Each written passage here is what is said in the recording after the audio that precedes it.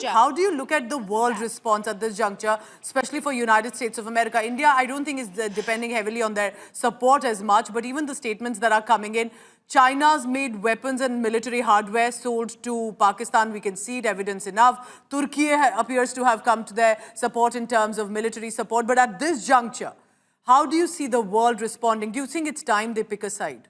Well, you've just named three of the top weapons suppliers to Pakistan, Pooja. So, I mean, it's a bit of, a little bit of hypocrisy here where the top weapons suppliers are crying for an end to this conflict. And the fact is that a lot of this arming of Pakistan has gone on over the last couple of decades. There are countries that have equipped Pakistan with nuclear weapons. I mean, it's unprecedented in the history of the world where one nuclear-armed state has transferred blueprints, know-how, and even tested weapons for another nuclear state, as has happened in the case with the China-Pakistan relationship. But here we are in 2025, where Pakistan is rattling its nuclear saber, and all of its conventional weapons, which it has stockpiled over the last couple of decades to protect many other things, including its terrorist infrastructure.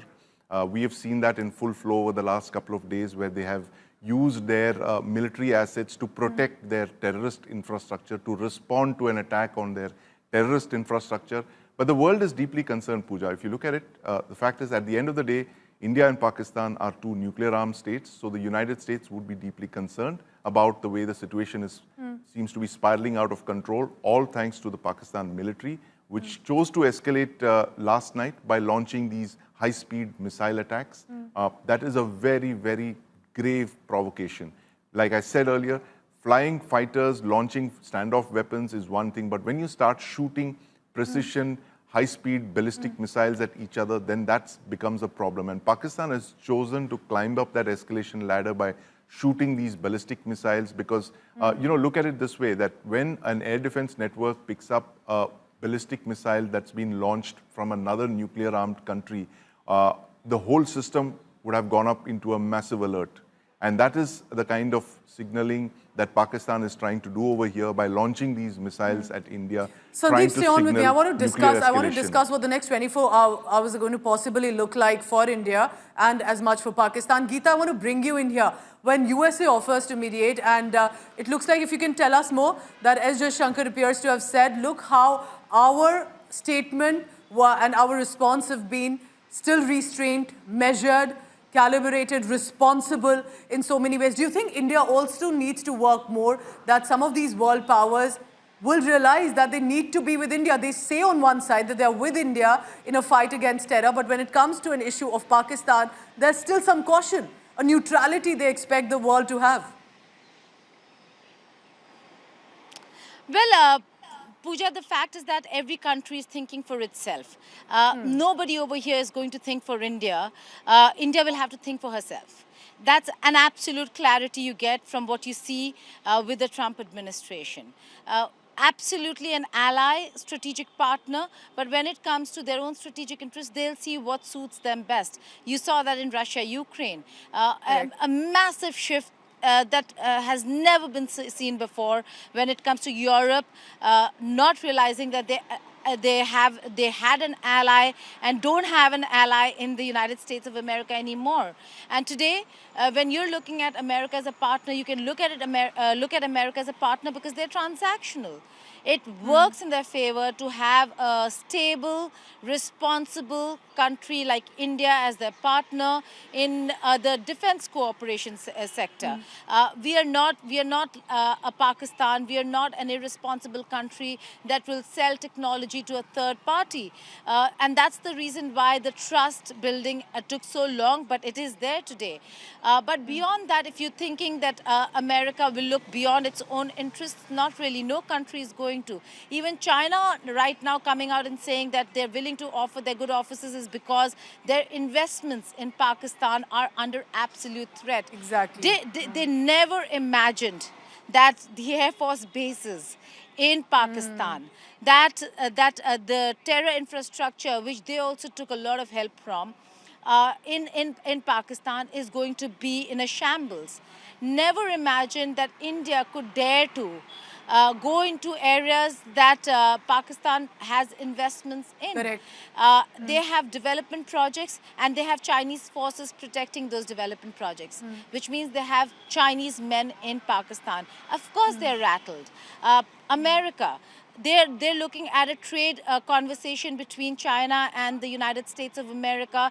Trump saying that for the next talks, he's actually looking at reducing tariffs from 145 Correct. to 80. Why is that happening? Because for China, it is advantage China to have an India-Pakistan tension where India cannot be focused on economy. Right now, if America wants to think for herself, she should be thinking for India too, because it is in their interest. And that's the message. Not that please come help us. I think standing for India, Geeta, isn't it at this point for any country is for the world interest. When we ensure we go after Jaish-e-Mohammed, we are also ensuring, in many ways, justice to the journalist Daniel Pearl. We are also ensuring that the world becomes a better place when we take on this fight against terror. Sandeep, but my question here, we're looking at all these developments that have come, and we've been able to shoot down their missiles, their targets for now, and keep our people and our military installations safe. What are the next 24 hours looking like? What, according to your experience, expertise, that Pakistan's response could be, will be, how prepared the Indian Armed Forces will be? Well, Pooja, about the preparedness of the Indian Armed Forces, there can be no doubt. They are on full alert, they are on high alert, and they've knocked down all of those missiles that Pakistan has chosen to fire at us over the last couple of hours. And not only that, responded very swiftly to that very grave provocation that the Pakistan military chose to undertake by launching missiles. This is a very, very grave provocation. It's possibly the first time in the history of the world that one nuclear-armed state has launched ballistic missiles at another nuclear state. And I'm drawing in from what the spokesperson said, where she mentioned that high-speed missiles had been launched at Indian air bases and sites, and they were successfully intercepted. This is gravely irresponsible, reckless behavior on the part of Pakistan. But regarding the next steps in the next couple of hours, it's going to be extremely tense, wait and watch. The ball, once again, Pooja, is in the Pakistan military's court. And what Geeta mentioned is very significant, the fact that Marco Rubio chose to call Asim Munir directly and tell him to de-escalate. This is what India has been signaling from over the last 3 or 4 days. De-escalation has been intrinsic to all our statements. Even the one today is spoken in this, in the face of such extreme provocation, where high-speed missiles have been shot at against our cities and military installations. Despite that, the spokesperson has indicated, Vikram Misri, the Foreign Secretary, said that there was room for de-escalation. He mentioned the word de-escalation very clearly over there. And as Geeta was also mentioning, Pooja, the fact that our statements over the last couple of days have been extremely measured. They've not been provocative. They've all been in response to something that Pakistan has done. And in all of those statements, like I mentioned, there has been that de-escalation clause that the Pakistan military needs to look at very carefully. So the ball, again, is in the Pakistan military's court.